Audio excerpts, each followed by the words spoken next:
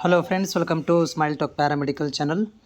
Friends, ಈಗಾಗಲೇ paramedical board ವತಿಯಿಂದ ಏನೋ ಒಂದು ವಿದ್ಯಾರ್ಥಿಗಳಿಗೆ ಚೇಂಜ್ ಆಫ್ ಕೋರ್ಸು ಮತ್ತು ಚೇಂಜ್ ಆಫ್ ಕಾಲೇಜ್ಗಳನ್ನು ಮಾಡಿಕೊಳ್ಳೋಕ್ಕೆ ನಿನ್ನೆವರೆಗೂ ಅಂದರೆ 24/3/2026 ಟೈಮನ್ನು ಕೊಡಲಾಗಿತ್ತು. ನಮ್ಮ ವಿದ್ಯಾರ್ಥಿಗಳದ್ದು ಅಂದರೆ ಈಗ ಏನೋ ಅಪ್ಲಿಕೇಶನ್ ಹಾಕಿದ್ದೀರಿ ಚೇಂಜ್ ಆಫ್ ಕೋರ್ಸನ್ನು ಮತ್ತು ಚೇಂಜ್ ಆಫ್ ಕಾಲೇಜ್ಗಳನ್ನು ಮಾಡ್ಕೊಳ್ಳೋಕ್ಕೆ, ಅದರ ಒಂದು ಲಿಸ್ಟನ್ನು ಬರಬೇಕಾಗಿದೆ. ಅದರ ಲಿಸ್ಟನ್ನು ಬಿಡುಗಡೆ ಮಾಡ್ತಾರೆ.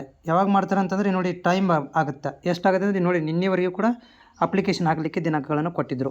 ಇನ್ನು ಮುಂದೆ ಏನು ಮಾಡ್ತಾರೆ ಅಂದರೆ 1 ವಾರ ಟೈಮ್ ತೊಗೊತಾರೆ. ಎಲ್ಲ ಕಾಲೇಜಿಂದ ಏನಾಗುತ್ತೆ ಅಂದರೆ 24 ತನಕ ಅಪ್ಲಿಕೇಶನ್ ಹಾಕಿದರೆ ಅದು ಹೋಗಿ ಬೋರ್ಡಿಗೆ ರೀಚ್ ಆಗಬೇಕಂದ್ರೆ, ಬೋರ್ಡ್ಗೆ ಹೋಗಿ ಸಬ್ಮಿಟ್ ಮಾಡಬೇಕಂತಂದರೆ ಅಲ್ಲಿ ಒಂದು ಈ ಮಂತ್ ತನಕ ಹೋಗುತ್ತೆ. ಈ ವೀಕ್ ಪೂರ ಈ ಮಂತ್ ಎಂಡಿಂಗ್ ತನಕ ಹೋಗಿ ರೀಚ್ ಆಗ್ತವೆ ಎಲ್ಲ ಬೋರ್ಡಿಗೆ ನಿಮ್ಮ ಎಲ್ಲ ಡಾಕ್ಯುಮೆಂಟ್ಗಳು.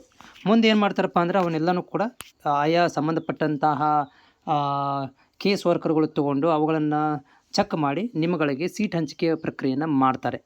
ಒಂದು ಪ್ರಶ್ನೆ ಏನಂದರೆ, ಇಲ್ಲಿ ನಂದು 2 ಸಬ್ಜೆಕ್ಟ್ ಫೇಲ್ ಆಗಿದೆ, ನನಗೆ ಚೇಂಜ್ ಆಫ್ ಕೋರ್ಸ್ ಮಾಡಿಕೊಡ್ತಾರಾ ಅಂತೇಳಿ. ನೋಡಿ, ಸೀಟ್ ಇದ್ದರೆ ಉದಾಹರಣೆಗೆ ನೋಡಿ, ಒಂದು ಸೀಟ್ ಇದೆ, ಅದು ಒಂದು ಸೀಟಿಗೆ ಇಬ್ಬರು ಅಪ್ಲೈ ಮಾಡಿದ್ದಾರೆ. ಒಬ್ಬರು ಪಾಸ್ ಆಗಿದ್ದಾರೆ, ಒಬ್ಬರು ಸಬ್ಜೆಕ್ಟಲ್ಲಿ 2 ಸಬ್ಜೆಕ್ಟ್ ಫೇಲ್ ಆಗಿದ್ದಾರೆ. ಸೊ ಇವರಿಗೆ ಫಸ್ಟ್ ಪ್ರಯಾರಿಟಿ ಕೊಡ್ತಾರೆ. ಅಥವಾ ಇವ್ರದ್ದು 2 ಸಬ್ಜೆಕ್ಟ್ ಪಾಸ್ ಆಗಿದ್ದಾವೆ, ಇವ್ರದ್ದು 3 ಸಬ್ಜೆಕ್ಟ್ ಫೇಲ್ ಆಗಿದ್ದಾವೆ, ಇವರಿಗೆ ಫಸ್ಟ್ ಪ್ರಯಾರಿಟಿ ಕೊಡ್ತಾರೆ.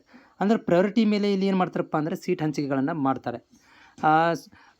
ಫೇಲ್ ಆದರೂ 2 ಸಬ್ಜೆಕ್ಟ್ ಫೇಲ್ ಆದರೂ ಕೂಡ ಕೊಡ್ಬೋದು. ಬಟ್ ಯಾರು ಕಾಂಪಿಟೇಟಿವ್ ಇಲ್ಲ ಅಂದರೆ, ಯಾರು ಕಾಂಪಿಟೇಷನ್ ಮಾಡೋರಿಲ್ಲ, ನೀವು ಒಬ್ಬರೇ ಇದ್ದೀರಿ, ಆದರೂ ಕೂಡ 2 ಸಬ್ಜೆಕ್ಟ್ ಫೇಲ್ ಆಗಿದೆ ಅಂದರೂ ಕೂಡ ನಿಮಗೆ ಸೀಟ್, ನಿಮಗೆ ಚೇಂಜ್ ಆಫ್ ಕೋರ್ಸನ್ನು ಕೊಡುವಂಥ ಚಾನ್ಸಸ್ ಇದೆ. 100% ಚಾನ್ಸಸ್ ಇದೆ. ಇಲ್ಲ ನನ್ನ ಜೊತೆಗೆ ಮತ್ತೊಂದಿಬ್ಬರು ಟ್ರೈ ಮಾಡಿದ್ದಾರೆ, ಅವ್ರದ್ದು ಪರ್ಸೆಂಟೇಜ್ ಇದೆ, ನಂದು ಮಾತ್ರ ನಾ ಫೇಲ್ ಆಗಿದ್ದೀನಿ, ಉಳ್ಕಿದ್ರು ಎಲ್ಲರೂ ಪಾಸ್ ಆಗಿದ್ದಾರೆ, ಏನು ಮಾಡಬೇಕು ಅಂದರೆ ನಿಮಗೆ ಸೀಟ್ ಸಿಗೋದಿಲ್ಲ, ಚೇಂಜ್ ಆಫ್ ಕೋರ್ಸ್ ಆಗೋದಿಲ್ಲ. 1,000 ರೂಪಾಯಿ ರಿಟರ್ನ್ ಬರೋಂಗಿಲ್ಲ, ಇಲ್ಲ ಮೊಳಗ್ಬಿಟ್ಟಾಗ್ಬಿಡುತ್ತೆ. ಅದಕ್ಕೆ ಕಾಂಪಿಟೇಷನ್ ಯಾರೂ ಇಲ್ಲಾಂದರೆ ಮಾತ್ರ ನಿಮ್ಗೆ ಸೀಟ್ ಸಿಗುತ್ತೆ. ಬಟ್ ಯಾವಾಗ ಬರ್ಬೋದು ಅಂತಂದರೆ ನೆಕ್ಸ್ಟ್ ಮಂತ್ 2ನೇ ವಾರ ನಂತರ ನಿಮಗೆ ಚೇಂಜ್ ಆಫ್ ಕೋರ್ಸ್ ಅದು ಬರುವಂಥ ಸಾಧ್ಯತೆ ಇದೆ. ನೆಕ್ಸ್ಟ್ ಮಂತ್ 2ನೇ ವಾರದಲ್ಲಿ ಚೇಂಜ್ ಆಫ್ ಕೋರ್ಸ್ ಬರ್ಬೋದು.